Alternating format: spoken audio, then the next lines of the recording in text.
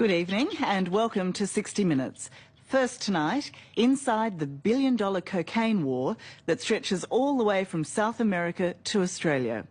In the past 3 years, our federal police have intercepted nearly 2 tonnes of cocaine on the lucrative Pacific route. Small yachts are loaded up with hundreds of millions of dollars worth of coke on the coast of Ecuador before making the long journey here. The innocent-looking yachties breeze into our eastern waters mostly undetected before offloading their cargo to local drug dealers. Hiding contraband below decks is a trick as old as smuggling itself, but it's never been as audacious or as dangerous.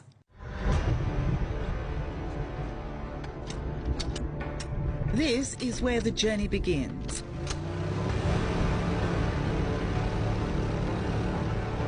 In the myriad waterways of coastal Ecuador, cocaine is loaded onto boats that will carry it to the markets of America, Europe and increasingly Australia. But for the crack police commando units hunting down the narco traffickers, it's mission impossible. Is it pure? No matter how much of the stuff they capture, it looks like it's very pure. The flood of cocaine into Australia grows every year. And the way it's getting here is ever more inventive. Here we had a yacht that was part of a yacht race. These other participants had no idea that what they were racing with was a yacht that was full of cocaine. All these boats begin their journey in South America. It's more than 7,000 nautical miles of open Pacific Ocean on very small yachts, always with the threat of wild seas and savage storms.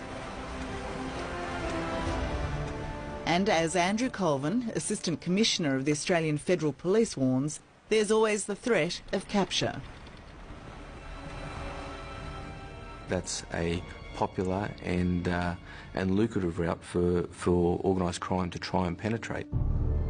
But as lucrative as it is, it's also risky. It's become a high-stakes contest between the world's most powerful crime syndicates and the world's most powerful law enforcement agencies. And caught in the middle, Pacific Island nations like Tonga, now stopping off points on this long but highly profitable new trade route. If it looks like paradise, well, for drug runners trying to avoid cops and customs and border patrols, it pretty much is, except when it goes wrong, as it did for the traffickers on this boat. What happened on board is still a mystery. What we do know is that this yacht set sail from Ecuador, heading for Australia, but somehow ended up here, wrecked on this remote reef. Hidden on board, $120 million worth of cocaine. Not so well hidden, one rapidly decomposing body.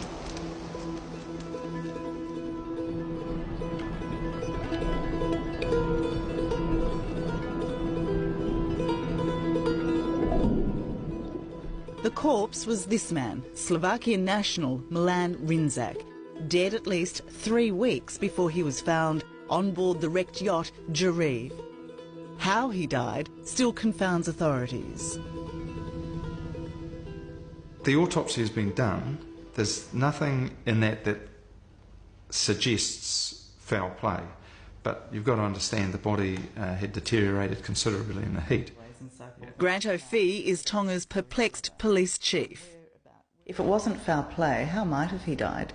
Well, it's as broad as your imagination, really, I guess. I mean, you've got the potential that, I suppose, if you're floating around in the Pacific and you're a bit bored and you like a bit of cocaine and you've got 200 kgs of the stuff, maybe you sample a product, we don't know. So, yeah, it's a mystery. Adding to the intrigue, there were 2 men aboard the yacht when it left Ecuador. Where is that missing man? I'm not being evasive here, I simply don't know. He's somewhere between Ecuador and Tonga.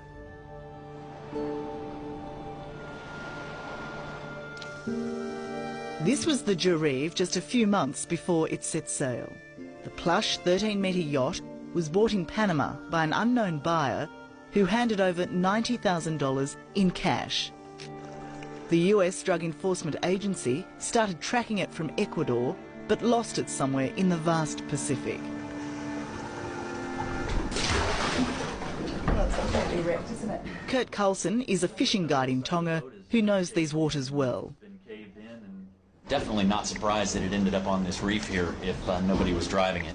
I fish out here a lot myself, and that's how my son and I saw it, and we actually found that it was this boat full of drugs. So a drug boat with a dead body on it. Yeah, kind of creepy. After the alarm was raised, police found 204 kilograms of cocaine neatly sealed in 1 kilogram blocks inside hidden compartments. Most boats do have cavities like this inside of them. It definitely makes it easy on somebody trying to hide something. Tonga is a poor country and an easy target for the billion-dollar drug cartels looking for a base in the Pacific. No, don't talk to me like that. But even Tongans were shocked when the Speaker of the Parliament, Lord Tui Lekepa, was arrested on charges of conspiring with the Colombian drug cartel to import hundreds of kilos of cocaine into Australia. Lord Tui Lekepa, a member of the Tongan royal family, vouched for Colombian drug boss Obil Gomez to obtain a visitor's visa for Tonga, despite never having met him. Do you know the Colombian drug lord Gomez? Can you talk to my lawyer, please? When police raided Lord Tui Lekepa's house, they found a stash of guns and ammunition. Do you feel that Tonga is being targeted by these drug cartels? I don't know how drug dealers think, but they make their business choices obviously like anyone else.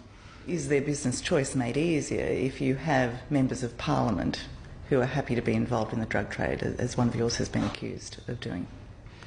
Yeah, I imagine that doesn't help. I mean... The drug conspiracy charges against Lord Tui Lekepa have now been withdrawn on the grounds of lack of evidence. Excuse me, Lord Tui Lekepa. When we approached him at his home, this not-so-chivalrous nobleman bolted and left his daughter to do the talking. I'd like to speak to you. Is it your father? Yeah, do you guys want to wait outside? Then brought in some local muscle. He was sleeping. He's not sleeping. I just saw him drive in. And finally called the police. We just want to talk to him about cocaine. What's fueling this headlong dash into Australia by the drug cartels is demand. A seemingly insatiable market for the white powder. The cartels are targeting Australia because of the profit. The importers are getting something in the order of $200,000 to $250,000 a kilo here. In America, you might get $25,000, $30,000 a kilo. 10 times, you're saying? 10 times greater. Former New South Wales Assistant Police Commissioner Clive Small has watched the infatuation with cocaine spread from the stockbroker circuit and party scene to the working class and the outer suburbs. It is the ultimate aspirational drug, isn't it? I mean, you haven't made it unless you're snorting cocaine.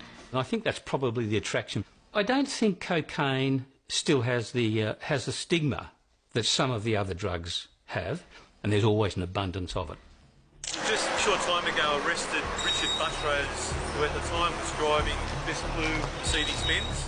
In just 3 years, the number of Australians using cocaine jumped by more than 100,000 people to nearly 400,000.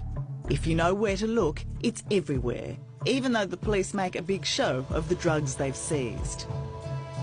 The Raj, moored in Vanuatu, on its way to Australia, with 750 kilograms of cocaine on board. Estimated street value? $350 million. The Friday Freedom, docked in Bundaberg, 300 kilograms. Value? $78 million. The Mayhem of Eden allegedly collected its cargo from another yacht 800 kilometres off the Queensland coast. Seized half a tonne of cocaine, worth $160 million. All caught by the Australian Federal Police, a haul Assistant Commissioner Andrew Colvin is proud of. What percentage do you think you're getting? I don't know, and I wouldn't want to speculate. Does it worry you that you don't know? What would worry me is if we weren't seizing and I wasn't confident that we were dismantling syndicates. But we're not at a stage yet where the South American cocaine cowboys are saying, wow, Australia is way too hard, we're going somewhere else. I don't think the South American cocaine cowboys are saying that about any country in the world. The profits are too great. So is the AFP making any dent in this at all? It might appear as though we're seizing a lot of the drugs. But if you're impacting on the market, what you'd be seeing, if you were being successful, is a periods of short supply, of increasing prices. I don't think we've seen a shortage in cocaine for an awful long time.